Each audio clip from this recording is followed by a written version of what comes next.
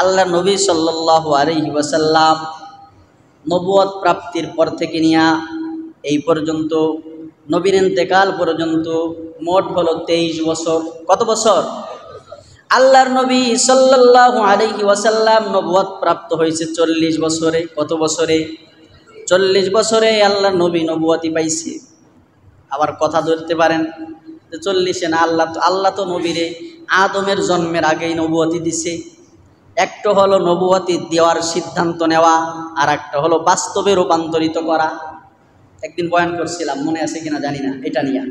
একটা হলো সিদ্ধান্ত নেওয়া, যে আজকের মিটিংয়ে এটা সিদ্ধান্ত হলো যে আগামী মাসের 10 তারিখ থেকে এটা কার্যকর হবে, আছে না?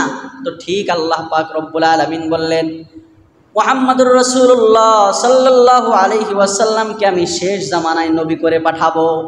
এইটা তখন আল্লাহ সিদ্ধান্ত নিছে যখন আমাদের আব্বা আদম মাটির মধ্যে গড়াগড়ি খায়। কিন্তু এটা বাস্তবায়ন করছে নবীর 40 বছর বয়স হলে ওহী নাজিল করে। সুতরাং আমরা ধরে নিতে পারি, এটা বলতে আমাদের কোনো অসুবিধা নাই। আমার আপনার নবী 40 বছর বয়সে নবুয়ত প্রাপ্ত হয়েছে। শুধু আমার আপনার নবী নয়, কথা অন্যদিকে চলে যাইতেছে, খেয়াল রাখেন।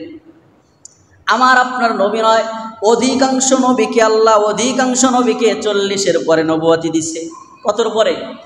40-এর পরে নবুয়তি দিছে। শুধুমাত্র হাতে গোনা কয়েকজন নবী ওনাদের নবুয়তের ঘোষণা আগে করছে।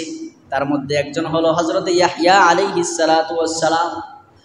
হযরত জাকারিয়া আলাইহিস সালাতু ওয়াস সালাম যখন দেখে ওনার ভাগ্নি মারিয়াম অসিজনাল ফল খায়, আঙ্গুরের সিজন না কিন্তু আঙ্গুর ফল খাইতেছে, খেজুরের সিজন না খেজুর ফল খায়।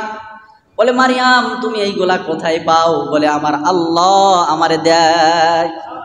হযরতে জাকারিয়ার মনে এবার আশা বাঁধছে, হায় হায় কি বলে, আল্লাহ তাআলা অসিজনে আবার অসিজনে ফল দিতে পারে। তাহলে ঠিক আছে, আমি তো বৃদ্ধ বয়স, আবার আমার স্ত্রীও বুড়া হয়ে গেছে, কিন্তু আমার তো কোনো ছেলে সন্তান নাই, তাইলে চাই মাওলার কাছে একটা সন্তান। হযরতে জাকারিয়া বলে, আল্লাহ আমার একটা নেক সন্তান দাও।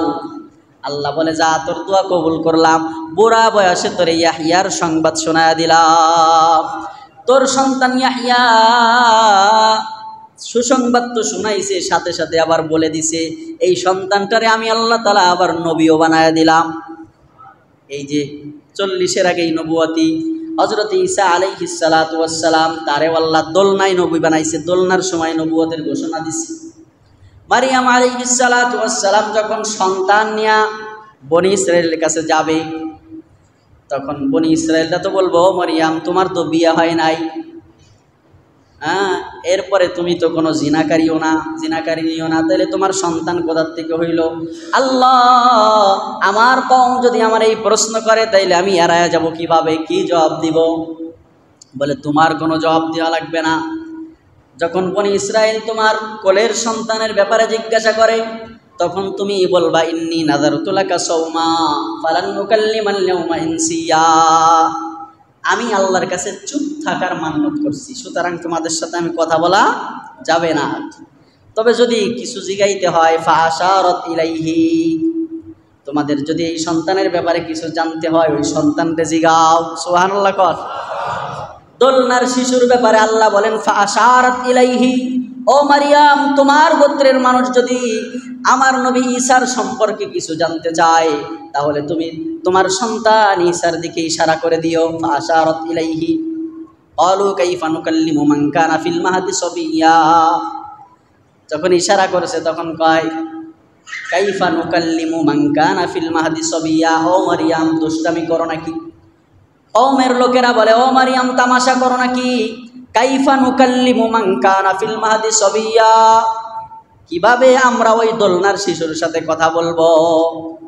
এই কথা যখন বনি ইসরাইল বলছে, সঙ্গে সঙ্গে হযরত ঈসা পয়গম্বর বলে, ইন্নী আবদুল্লাহ আতানিয়াল কিতাব ওয়া জাআলানি নাবিয়্যা। আল্লাহু আকবার বল। দোলনার শিশু ঈসা আলাইহিস সালাম বলে, ইন্নী আবদুল্লাহ, আমি আল্লাহর বান্দা, আতানিয়াল কিতাব, খালি আল্লাহর বান্দা না, আল্লাহ আমারে কিতাব দান করছে। ওয়াজআলানি নাবিয়্যা, আল্লাহ আমারে নবীও বানাইছে। এই যে 40-এর আগে নবুয়তির ঘোষণা দিছে, কিন্তু অধিকাংশ নবীর ব্যাপারে বলতেছিলাম 40-এর পরে যায় নবুয়তি দান করছে। তো আমাদের নবীরে 40-এর পরে কি দান করছে? আল্লাহ তাআলা আমাদের নবীরে, আমার আপনার নবীরে 40 বছর বয়সের পরে নবুয়তি দান করছে। আল্লাহর নবী সাল্লাল্লাহু আলাইহি সাল্লামের এই 40 বছর পর থেকে নিয়া আল্লাহর নবী বেঁচে ছিল যে কয় বছর? মোট 63 বছর। তাহলে 40 থেকে 63 থাকে কত? 23। 40 বাদ দিলে 23 বছর থাকে। এই 23 বছর হলো আমাদের জন্য অনুসরণীয়। এই 23 বছর আমাদের জন্য কি অনুসরণীয়? 23 বছরের 10 বছর মক্কায়, 13 বছর মদিনায়, এই মোট 23 বছর। এই 23 বছরের মধ্যে আল্লাহর নবী সাল্লাল্লাহু আলাইহি ওয়াসাল্লাম যেই আদেশগুলো আমাদেরকে করছে, যেই নিষেধগুলো আমাদেরকে করছে, এইগুলা সব আমাদের মেনে চলতে হবে।